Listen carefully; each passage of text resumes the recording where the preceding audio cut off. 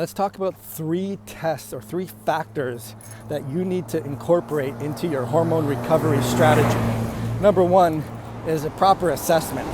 I don't necessarily mean proper testing, but proper assessment. That does include proper testing, but a proper assessment means what is going on, and not just a one-dimensional diagnosis that will fit a CPT code that you can submit to insurance companies.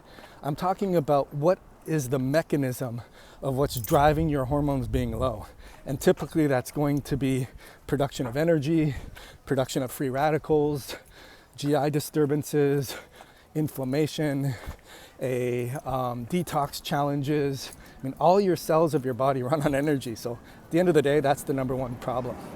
Number 2 is looking at how to validate that. So what are your starting points? Meaning, what are showing up as outliers on your testing?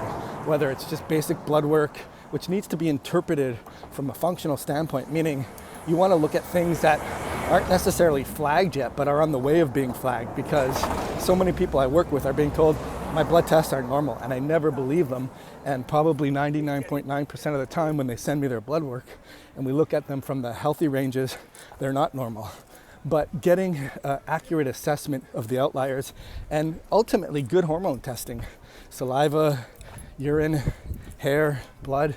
In my opinion, you need 2 different sources, meaning whether it's blood or urine, or saliva and urine, or blood and hair, but you need 2 different sources to look at the results. Meaning on an x-ray, if you broke your bone, you don't want to just look at it from a front view, because maybe the fracture is going to be from the side or from an oblique angle.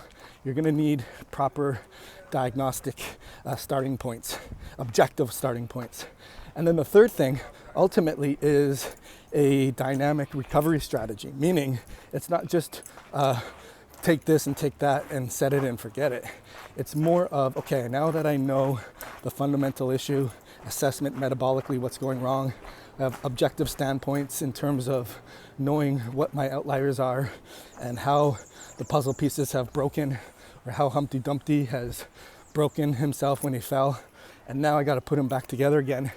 You need those other 2 things, and putting him back together again in this analogy is a dynamic thing, meaning you have to incorporate those things like hormone support or detox support or energy support, but you also have to incorporate your life, like what's driving the stress response, your relationships, your finances, your view of life, your purpose, your meaning, the things that make you happy, your diet. All of those things need to be put into your secret formula.